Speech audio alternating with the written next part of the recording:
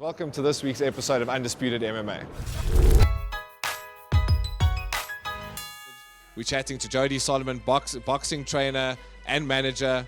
Welcome and thanks for joining us. Thank you so much for having me. Obviously, a female in the boxing space is something that you don't see too often. So just give us a bit of background on your combat sport journey, how you got to getting into boxing and combat sport. Ever since I was a kid, I was always fascinated with boxing, but growing up in the 70s and 80s, obviously it wasn't a sport that was accessible to women. In my very early 20s, I walked into a boxing gym and I just knew it made sense to me. I just loved every minute of it. It was just like my passion had finally found its place to rest. And again, I hit the wall of the fact that there was no such thing, especially in South Africa, as women's boxing. So I continued to train and I became friendly with a lot of the world champions and big time boxers of that time, which was like Cassius Baloy and Silence Mabuza and everything. And like hearing their stories and the opportunities they had or hadn't been given or the roads that they had been put on, it made me driven to try and make a difference in boxing. And Cassius was actually the person who approached me and asked me if I'd like to try my hand at managing and brought Isaac to me. So that's basically how the journey started. And it started with a passion for the sport and an absolute desire to try and create the best environment for fighters to become world recognized. And I think to a point I have managed to do that so far, at least with Isaac. And also, I mean, obviously, starting out that journey must have been quite daunting and growing it to where you are now, especially with Isaac, who's just come back from overseas again. What was that journey like and what were the obstacles that you hit? Obviously, it is something different for most people to see a female in that space. The obstacles, unfortunately, sad to say, they still remain the same, especially here. In the States, it's a lot better, but here it is a very hard or difficult notion to conceive that I can actually know anything about boxing, that I can train fighters, that I can manage them because I'm a woman. Unfortunately, the mindset in South Africa has made it very difficult, and there are obstacles I believe I've overcome. Have I convinced everybody? No, but that's okay. The critics drive me harder. In the States, that obviously isn't as big an obstacle because in the States there are a lot of women in boxing and they're very well respected. So my main obstacles, I would say, have really been in South Africa. It's been much easier working overseas. But I deal with it every day and you kind of get used to it. And then that journey from managing to training, how did that progression work for you? Well, I've always actually worked from day one. Isaac and I have always, he's gone to his trainer and then we've come home, we've watched the fights and we've worked on strategies and done our own little bit of training. And I worked like that with all my fighters, with Bongani Dlamini, who sadly passed away, with Zolani Makhali. They'd go to their trainers and then they'd train with me as well. I think the confidence in me in the beginning was probably why I didn't just start training and managing. You know, I hit a wall with the fact that I was a woman and wanted to manage. Can you imagine the mountain if I said I wanted to train right from the beginning?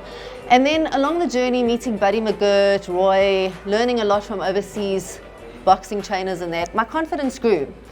And when Isaac fought Kovalev, Buddy McGirt was supposed to come down here, and as life would have it, he just didn't. So Isaac ended up training with me for Kovalev. And dare I say, it was one of his better fights.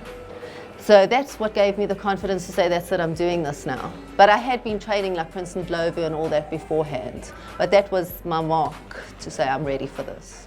And obviously going overseas, you learned a lot, you met a lot of people, and Roy was one of them. And tell us how that relationship between you and Roy started and kind of evolved to where it is today. Well, the funniest thing actually is I totally get his style of boxing. I danced for 20 years of my life. And the minute I was in Roy's gym and I saw what he was doing, it was like, okay, I get this. I understand why he's doing it, how he's doing it. Do I understand everything? Obviously no. I mean, I learn every time that I'm in Roy's company. So we clicked on the boxing side. We also have quite similar ideas and morals and values about things. So we just really clicked and we're very good friends. He's as passionate about making a difference in the sport as I am. And when I explained to him that we have really good fighters in South Africa, I just found that for them to get onto the international arena, is difficult. I mean, we have RBO world title holders, but nobody knows them in the world. Yes, they're world title holders, but no one knows them. And that's a sad fact. Why can't we take our beautiful, brilliant, talented boxers overseas? Yes. And I know that here it's a money thing, but we also need to bridge the gap and start opening our hearts and minds to the possibility that you're not going to lose your fighter just because you take them overseas. If you treat your fighter properly, there are avenues, and that's what I'm trying to do. You've obviously said that your passion now is about growing the sport and creating the next level of South African world champion. Part of that is opening the gym that yourself and Roy are doing. Just give us a bit of background of how that happened. How did you get to the point where both of you decided that South Africa would be the place to do it? Well, originally we were thinking about trying to do a promotional company that would work between his promotional company in the States and ours here.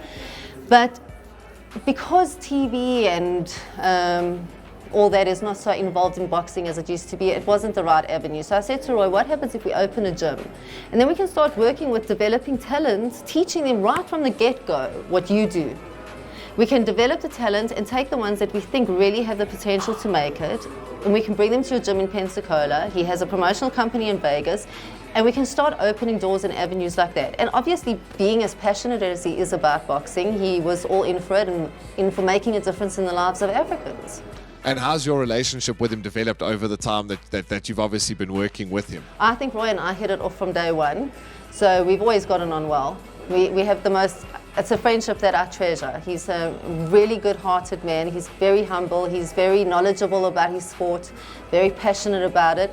And he's just a really decent human being. You know, like any person on the streets who says hello to him, he'll stop, he'll take the time to speak to them. If you ask him anything about boxing, he's happy to give you whatever knowledge he has. There's no airs and graces about Roy. He's just a genuinely nice person.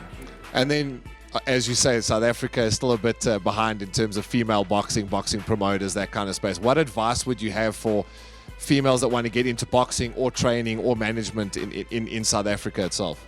I think women should always have the courage to follow their passions, whatever it may be. If you want to be an engineer, you want to be an electrician, you want to be a plumber, you want to be a boxing manager, a boxing trainer. I don't think there's space for any of the old rules anymore. You know, people have to just have the guts to follow their greatest passion, because you only have one life. And you can't live it for the opinions of everybody else. If I did, I would never have gotten to this place. Like I said to you, it's been a tough journey. Not everybody has wanted to see me succeed. A lot of people still ignore me and ignore my existence in South African boxing. But it's not about that. It's about the path I create. And that's what I think women should do, is create their own paths. Well, there you go, guys. Jody Solomon, a true inspiration for women all over the world in boxing space, management space.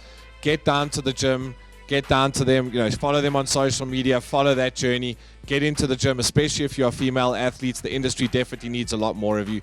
Thanks, Jody.